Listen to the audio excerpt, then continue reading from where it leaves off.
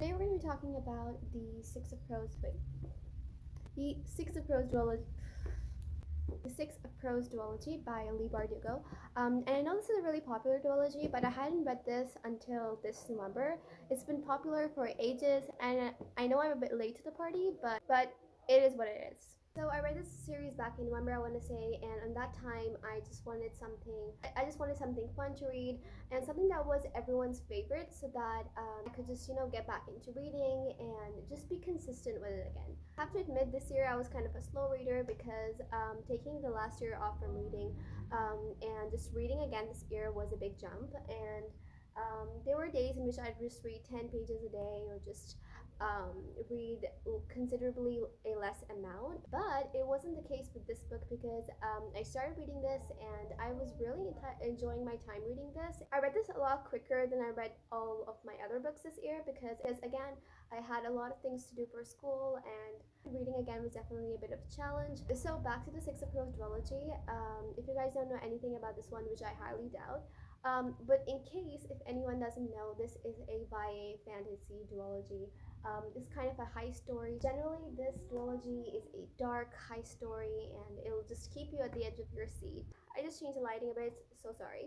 But I think in this series we're following six characters, I guess. If you have Kaz, we have Inej, we have Nina, Matthias, we have Valen, Jesper. Something to appreciate about this duology, I guess I've heard someone say this on YouTube somewhere, but is that our characters are just so diverse. We're following different characters with completely different personalities, and they're just into this crew to go on this impossible mission, which may just cost their lives, and stakes are pretty high. So working together was definitely one of my favorite parts. And I have to say, the characters in these books are really likable, and for me at least, the characters were a big highlight and a big part of me liking this duology. Of course, the setting of this duology, the world building and everything was also really nice. It's just a perfect story with a perfect setting, with perfect characters. And I read this trilogy at the perfect time. First up, we have Kaz Brecker, who I have to say is the most intense 17-year-old ever. He's basically just a criminal prodigy in this place called Katterdam, which is like a hub of all these different crews and groups and all sorts of gangs, you could say. Next up, we have Inej, who's I guess 16-year-old in the book, 16 or 17, around that age. And she is also one of the crew in this gang, you could call. We have Inej, who is a member of this crew. At this point, I think I forgot the crew name. Is it just the Crows or is something else? I definitely forgot. It's on the screen. And then there is Nina, who is this heartbender. She's Grisha and she is in Ketterdam. She basically helps them at times when they need them. And then we have the soldier Matthias, or you could call it Driscoll. That's how you call it, Driscoll or something. And he is from Fajirda, and he's a soldier from Fajirda. And then there's Waylon or Violin. He is this son of this rich merchant, apparently. And then we have Jesper, who is basically, I don't want to say it because it would spoil it, but he is also one of the members of this crew. He's really good with guns.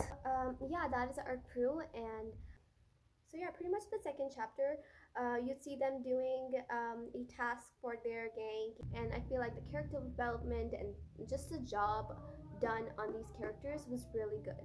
Okay, so more on the Ketterdam. And Ketterdam itself is just such a sort of complicated place to be in. Really intense characters and intense scene, a lot of action, scenes where you see them fighting for themselves, and which I think we got more in Six of Crows than we did in Crooked Kingdom. Um, but I do love the books equally. Okay, so we're done talking about the characters and the place that they're in. More on the mission. Now, without spoiling anything, main character Kaz gets this uninvited and kind of abrupt invitation. I think that's how things are in Ketterdam. But he gets this invitation to this impossible mission to do for this merchant. It is a seemingly impossible mission, to do, and stakes are pretty high. So one of our main characters, Kaz, ends up agreeing on this sort of mission that he has to go into to get this huge amount of money and prize. He accepts this mission just because of the prize, not knowing that this mission could change all of their lives. Okay, so yeah, more on my thoughts and feelings first. When it comes to these characters, I definitely cannot decide my favorite character. I love them all. There are definitely parts in this book where I was like, should I really like these characters and the things that they're doing? Stories that we get really helps us understand these characters really well and why they are the way they are, which I feel like was one of the reasons that a lot of people didn't like Crooked Kingdom more than Six of Crows, because this one has more like the action based, because this one is, I think, more action packed, and we're doing a lot of things related to their mission in this one. And we get to know their characters a bit more and their backstory and kind of how they're trying to settle in whatever mess they are in. Yeah, I think that's one of the reasons a lot of people do not like Crooked Kingdom as much as they like Six of Crows. But honestly, I didn't mind it because I love these characters, and getting their backstories was, I felt like, in my opinion, one of my favorite things about Crooked Kingdom. I have to say, my least favorite has to be Nina. Not because I don't like her, of course I love her, but comparatively, if I were to be asked this question, Nina would be the one. And as for my favorite, I just can't choose between Kaz and Dinesh. Okay, coming to Kaz and Dinesh alone, these were the characters that were getting, I think, the most hype, and I'd see them all around YouTube, and one of the relationships between the characters that a lot of readers were invested. And I gotta say, I was invested as well. Let's just wrap this up and talk about just the series in general. So again, really popular duology, and it's highly rated. And going to the series with that high expectation, it delivered quite well. In my opinion, I ended up really liking these characters. And apart from this mission itself, there were just so many things that we were involved into: their character backstories, the relationships in these books. One of my favorite parts were that these characters were just trying so hard to settle things out for themselves, no matter how messy the situation got to them, because they had their own reasons.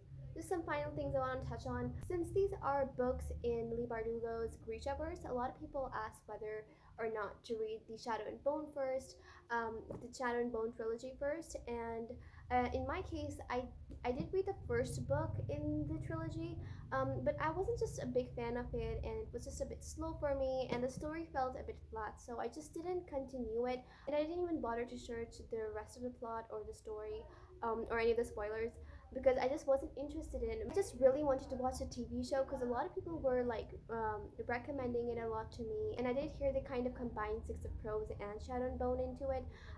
So overall, at this point, I definitely know the entire Shadow and Bone plot and its story. And I don't think so. I'm going to be reading it anytime soon because I just wasn't a fan of the first book a lot. But back to the question whether it is a big concern for starting the Six of Crows, and I would say no. If you just want a good series to pick up, you just definitely pick Six of Crows. And yes, for people who want to know the origins of the story, the magic system, and the world that we are in, consider reading the Shadow and Bone trilogy because it will introduce to this magic system and the world building itself. Events in these books do take place after the events of the Shadow and Bone trilogy, so it may spoil it a bit. So yeah, it may spoil it a bit, but there are like tiny mentions of that, and after reading this, I barely even remember it. So it could be a problem if you really are invested in the story of Shadow and Bone, but if you're not, just go ahead and pick Six of Crows as I did, because these can definitely be read as a standalone duology. I'm done talking about the Six of Crows duology. As for my rating, I rated both of these like a 4.5 to 5 stars.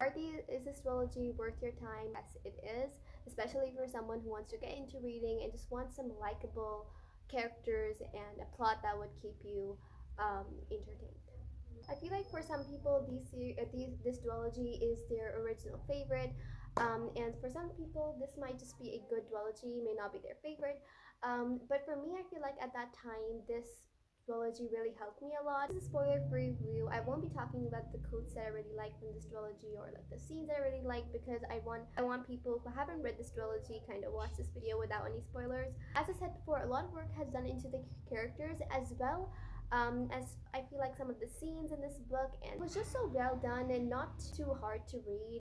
So I would definitely recommend this duology if you are probably in a reading slump and you want characters that you want to fall in love with, the setting, the world building, and just books that would make you fall in love with reading again. This is definitely it because it's fast paced, high stakes, and we got everything there. Okay, so I think I'm done with talking about the Six of Crows. It made me excited to read again and to pick the next book. Hope this video helped you figure out whether or not you should read this duology because I definitely think it's worth your time. It may be a favorite for you or maybe a good one for you. I'll catch you guys in one of my other upcoming videos. I have been planning a lot of videos that I want to post. As for the day I'm filming it, it's 24th December, so we'll see how much I can complete my reading goal. The weather is just a lot chilly nowadays, and it's just giving me the vibe of reading again and reading wintry books. I can't wait to complete my reading goal. I'm a bit worried about finishing my reading goal, but I think I'll get there. Okay, thank you guys so much for watching this video, and I'll catch you guys in my next one. Bye.